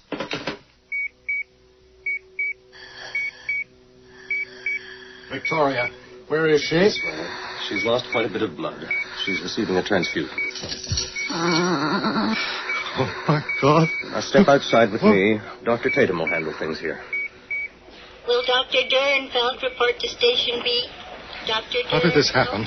She was jaywalking. The driver didn't see her. I'd spoken with her earlier. She was so excited about going to Los She Angeles. pulled through.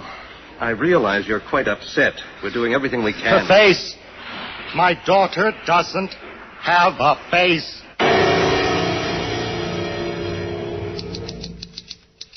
This way, Dr. Mandrake. Thank you. Dr. Mandrake, this is Dr. Tatum. Hello. Hello, Dr. Mandrake. We've heard a great deal about your recent work. TheraClinic certainly deserves this reputation. Thank you, Dr. Tatum. When we first founded TheraClinic, many of my colleagues thought we were operating a high-class health spa for bored housewives, didn't they? I guess that's not the current opinion. Dr. Mandrake, as you know, we'd like your opinion on this case, not only because Victoria is your daughter, but because you're as much an expert in bone restoration as Dr. Tatum or I. Here, let me show you the x-rays. Extensive damage to the zygomatic arch, left and right. Mandible fractured, also the maxilla and the nasal septum. Gentlemen, as you know, at TheraClinic, we've had quite a bit of success with sonic treatment. Over the past 10 years, we've found that sound vibrations have been useful in restoring damaged muscles, as well as facilitating the mending of fractured bones. Dr. Mandrake, we've seen some of your published reports regarding this treatment, but I understand it to be still in the experimental stage. I would say that it's safe for general use now. Furthermore, I suggest that Victoria be moved to a TheraClinic so that I may begin treatment at once. Dr. Mandrake, this is impossible. I agree with Dr. Tatum. I don't see why Victoria can't receive treatment here. Our facilities are inferior to those at TheraClinic. I am sure your facilities are adequate. My concern is for my patient. I take full responsibility for my daughter's health. And, with your consent, I am now her physician.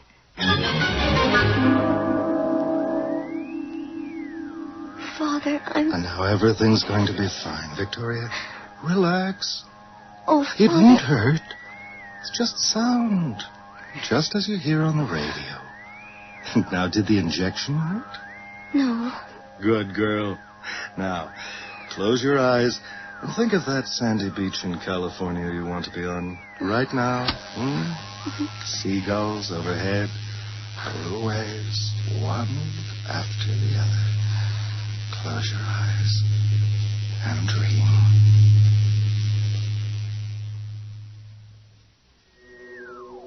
Oh, I'm so tired of all this. I know you are. Lie back. We have to continue the treatment, Victoria. If I could just see what I look like. Don't worry, you will. But not until you're completely healed. Tell you what, can you reach over? I'll pull the machine closer to you. Yes? The blue lever there. Raise it. That's right. Now the yellow dial. Turn it. Set it on frequency number 3. What do you feel? Vibrations. In my face, legs, on my ribs. Could they be made stronger? Yes. Well, let's try it a little bit higher then. Up to 5. Ah, that's very good. It'll speed things up. Let me give you the injection. Now, close your eyes and think of faraway places. Seagulls, blue waves, one after the other. Now, you mustn't be frightened. I can't believe it's over. Just one more bandage. Please, don't move. There. No more bandages. You can touch your face. I promise you it won't melt. Oh, it feels so strange. Wait, I'll get the mirror. Yeah. No. I'll hold it. Now, look. My face. Yes, it's yours. Oh, I look beautiful. You always were beautiful. But not like this. She's perfect. It's not she, it's you. Darling, it's you. Oh, it is me. Of course it's you. My dearest, you're well again. I never thought I'd be able to look in a mirror again. I never thought I could start over. My darling, the nightmare's over. Father, how can I ever thank you? Stop being such a good patient and go home. Oh, I love you. You know that. I love you too, Victoria.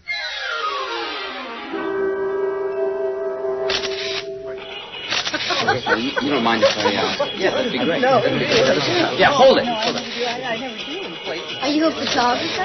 That's right. Yeah, one more. Just don't move, okay? Not everyone with a camera is a real photographer. I know. Do I get anything? Well, I'll have the contact sheets by tomorrow afternoon. Here's my card. Why don't you call me? I haven't seen you before. Do you come to many of these openings? This is the first one I've been to in a while. Have you exhibited your work? Jeff. My name's Jeff. I'm Victoria. Hi. Well, I've never shown here, no. I had one fairly successful show in Ottawa and then Kingston. Is your last name Banner?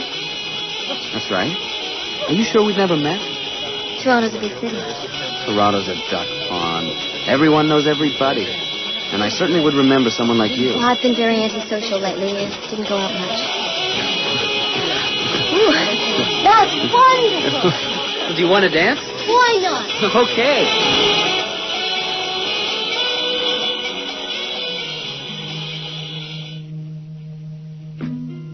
Oh, I don't think I've danced this much in the past year.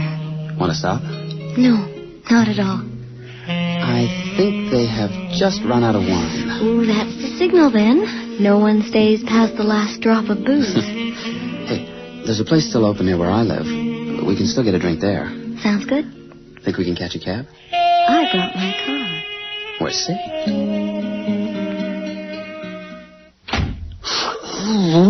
Gee. Oh, this must be the coldest night of the year. This car is incredible. It's a present from my father. It was a sort of birthday present. Is something wrong? No, I was just thinking. It's kind of late. My father must be wondering what happened to me. I'd say you're a bit old for parental guidance. I still live at home, and things are best if I slip in before dawn. Of course, but the sun isn't coming up for about 6 hours or so. Unless, of course, you'd prefer to go home. No, not really. Not at all. If I'm not mistaken, you're the one in the driver's seat. I believe you're right about that. Then I trust you not to take advantage of my situation.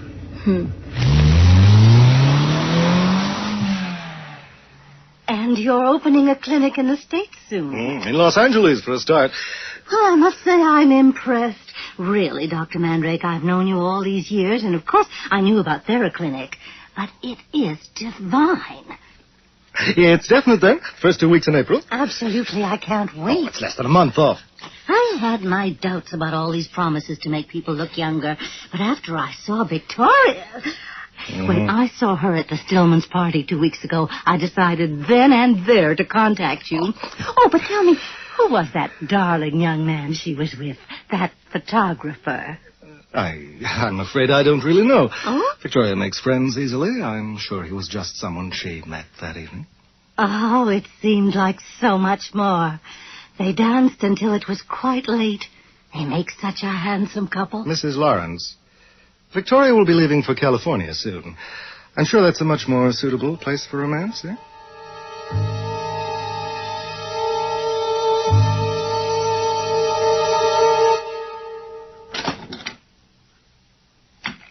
Victoria? Father, I didn't think you'd be up so late. I'm having a nightcap. Will you join me? Sure. Sounds great. What will you have? Scotch? Good idea. For you, my dear. Thanks. To your future, dearest. Cheers. Cheers. I'm not going to pry, but... His name's Jeff. Jeff. Good, solid name. He's a photographer. I'm surprised how long it took me to realize you were seeing someone. Did you imagine I wouldn't approve? No, not that. I don't know why I didn't introduce you. God knows the one thing I want is you to be independent. It's just that never mind. Here. Yeah. I have a present for you. So that's why you waited up. Open it. A key? To your rented house in one of the most exclusive areas of Los Angeles. A place all to yourself. I thought you'd be pleased. Oh, I am, really. You don't look very pleased. Yeah, I thought you'd be looking forward to the West Coast, all those parties. I'll visit you often. TheraClinic will be opening there soon, and I'll have to come down on business in any case. Eh? But Jeff's here.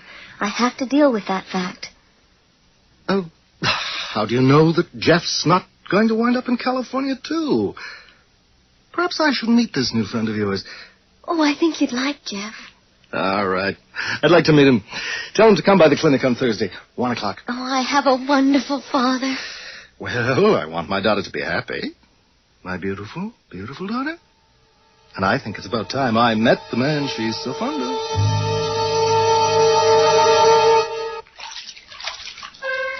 Oh, I thought this was a heated swimming pool. It doesn't feel that way, does it? Oh.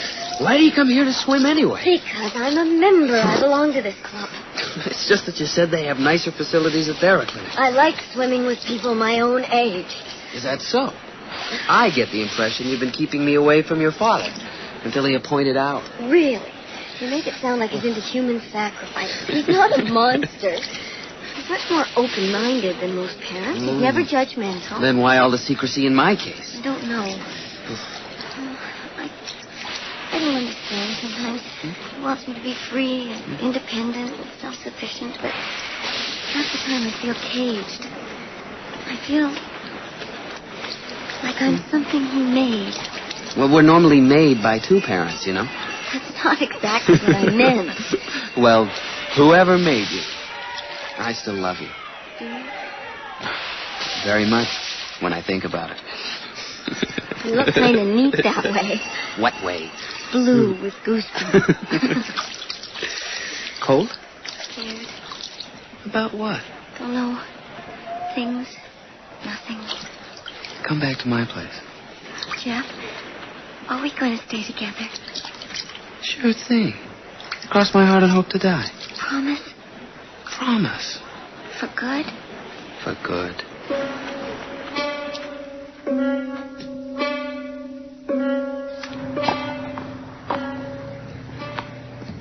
I had no idea you ran an operation this size, Dr. Mandrake. I could train for the Olympics here. It was very costly. But with our weather in Canada as difficult as it is, everything has to be indoors. How much does it cost to stay? Oh, $2,500 per week is our standard fee. That's a lot. It depends on your lifestyle. Believe me, Jeff, if you were in a profession where your appearance were important, $2,500 would really seem quite small to you. And this is my office. Very nice. Sit down. Very elegant. You see, Jeff, I began as a general practitioner. But as we started to specialize in the area of health research, we saw the need for a place like Thera Clinic. You see, the human body is 80% water. And we found that by sending vibrations through the body at the right frequency, well, to put it in layman's terms, sort of like sending waves through the ocean, it alters everything in the ocean. Like changing the pulse itself. Exactly. Like changing the speed of life. And more recently, we've designed a drug that works with the sound so that the whole process can be drastically speeded up. Incredible. It sounds a bit like science fiction, doesn't it? No, not at all. Medicine's much more a matter of engineering than anything else. So, do you think that one day you could stop people from growing old? We can never stop the aging process. We can certainly slow it down. Nothing's far-fetched these days. No, I guess not. Of course, it's had its price, even in one's private life. My work here took me away from my family. My wife couldn't handle the fact that it took up so much of my time. We separated over it. I'm sorry. I've always had Victoria, though. She's kept me going all these years. Yes, I can appreciate your feelings. I want you to know that I love your daughter, too. And Of course. Well, why is that so hard to believe? My daughter is going out of the country to California. Look, I don't want to interfere with Victoria's life. You wish to blind her with your promises of eternal devotion. That's not so. Look, no, I'm not going to get into an argument. I just want to say... How much do you want? What? Name your price. 10,000? 15? Here's a check for $15,000. It's worth it to me. We can be civilized about this. I said I love your daughter. I don't take money. You're making me very angry, Jeff. I knew it would be a waste of time coming here. I just knew that you'd turn out to be some rich doctor running a high society fat farm. Let's stop being polite, shall we? I met Victoria. I liked her. Now I love her. Is that so weird? Victoria finds you amusing. A diversion. She'll tire of you. I just don't choose to wait. Do you honestly believe you're the first? Oh, Jeff, she said quite a number of things. I assure you won't be last. No, she loves me. No, she doesn't. Well, why don't you ask her? Miss McElvain, tell Tom and Lark to come to my office at once. Why don't you ask her? I already have. And what did she say? Yes, Doctor. Please, escort this gentleman to the elevator. Yes. What the hell? Take your hands off. But I haven't yet shown you our underground research center. I'm sure you'll find it interesting.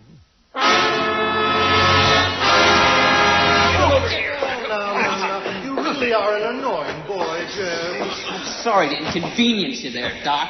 Why don't you just call your apes off? Because you just run away and caused me more trouble. Damn right I would. Undress him. Just what? What's this all about? Oh, don't worry. I'm just going to give you a physical examination to see that you're in perfect health. Yeah, I'm in great shape. And if you tell these apes to let go of me, I'd show you. Put them on the table. Oh, I'm fine.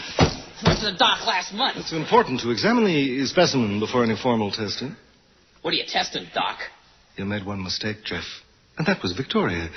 My daughter's not going to throw her life away, the likes of you. You'll decide that, will you? Make sure he's securely tied. What the hell do you think you're doing? Won't do you any good to resist. You'll only hurt yourself. That's so. That'll do. I'll handle this myself. Thank you, gentlemen. That will be all. Yes, Doctor. Yes, sir. This isn't a very fair fight, is it? Fair? I'm sure there's nothing very fair in this world. Young man, and I use the term temporarily. What? Young man, do you think Victoria will want to marry someone 60 years her senior? What's that supposed to mean? Oh, you could cause trouble for me, as you say, if you were 30 years old, or 40, or even 60. But you'll be over 80 very soon, and quite senile. What are you talking about? Your hair will begin to turn gray. Here! And then all over. Your hearing will begin to fail, and your eyesight may begin to cloud. You're crazy. People will look for me. Oh, for you, yes. At your present age. They won't be looking for the 80-year-old man you will become.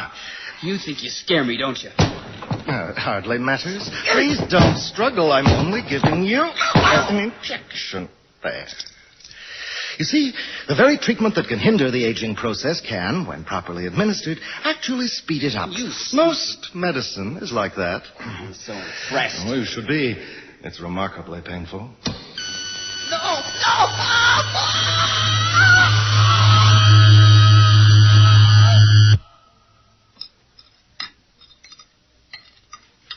Victoria, you're going to have to eat. How can you expect me to eat? I don't want to have this conversation again.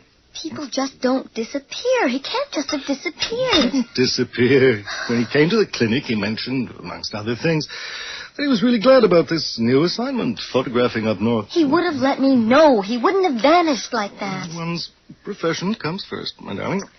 Now, please have some of this delicious roast beef. Who was the assignment with? I don't know. He just said an assignment. Now, don't make me angry. He'll be back soon. I think he said he'd be gone, a couple of weeks. Of course, I do think it's quite rude of him not to call you. I don't understand. Are you sure he said he had a job? Do you think I'm making all this up now? Do you? You didn't like my seeing him. That's not true. I just didn't want you to throw away your plans. I don't know what to do. Well, you can either waste away and become neurotic, or you can start eating properly and realize that your young man will be back, just as he told me. Now, excuse me. Charles, tell Mrs. Chadwick that the roast was wonderful, as it always is. Yes, Doctor. Father, where are you going? I've got some work at the clinic I want to catch up on. It's late. No, I won't be there long. I hear there's a good movie on TV. I'll be back to finish it with you. Good night, Charles. Good night, sir. Oh, my God. Is something wrong, Victoria? No, I was just thinking I might go out for a little while, but if someone phones... I'll tell them they'll be back shortly. Thanks, Charles.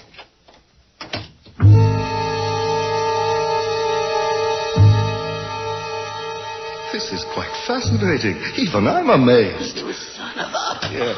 Look in the mirror. I'll hold it for you. You'll pay for this. See? Now your eyes have sunken a bit. Your hair's white. This is remarkable. Even freckles on the back of your hands. Can you move them? I'll kill you. I swear I'll... I'm afraid you won't kill anyone. You're too old. Can't make you much older. That would be murder, wouldn't it? You're mad. You're insane. Oh, don't be a sore loser, Jeff. We've advanced my discoveries 100-fold. Now, you will excuse me. Have to go upstairs, check a few things.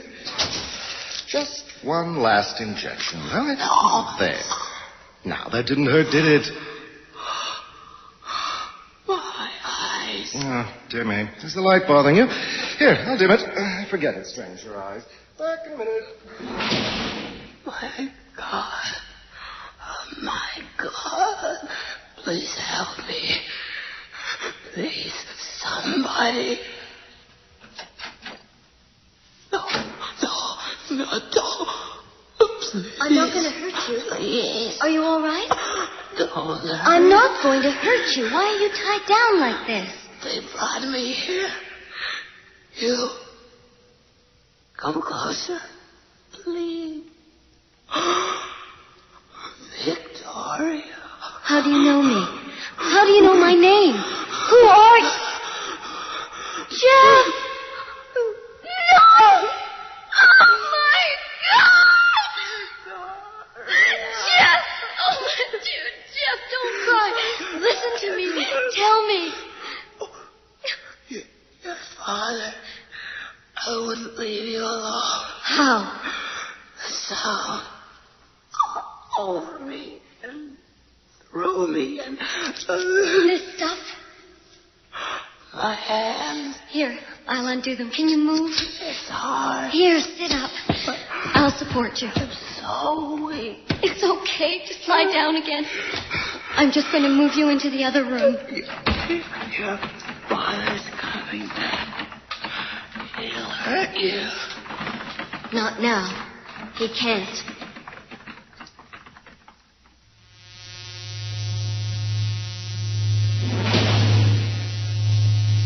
Lord, who turned that off? Victoria! How did you get here? No one stopped me. Did you turn this machine on? Did you? This area is off limits? We were treating one of our more difficult cases, an old man suffering from senility. Where is the patient? He's in the next room, resting. He shouldn't be moved. He's in delicate condition. Why are you looking at me like that? Dearest, please, come upstairs now, eh? Victoria, darling, your hands are freezing. You always looked after me. You've been everything to me. I thought we were so much alike. I never even missed Mother. I loved you so much. Jeff wouldn't have come between us. What are you talking about? Jeff will come back. I love him. We weren't married, but we decided to be together no matter what. Victoria, what have you done? You were always so good to me. Always. Let me look at your arm. What did you put in your arm? I'd like to understand. I'd like to see what you thought you were doing. I don't think it was hate. Your hands. Look at your face. I know. Why? Why? I love him. You don't understand, do you? I can't help you, Victoria. I can't help you.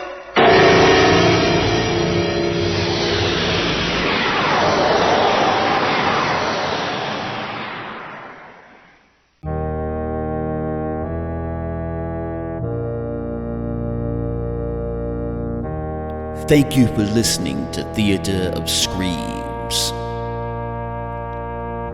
Join us next week for another chilling compilation.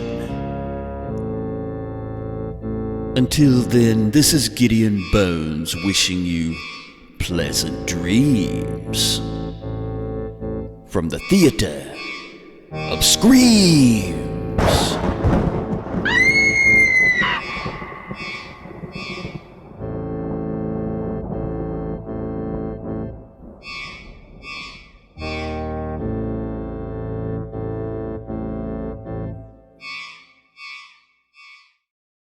Sit, Ubu, sit. Good cow.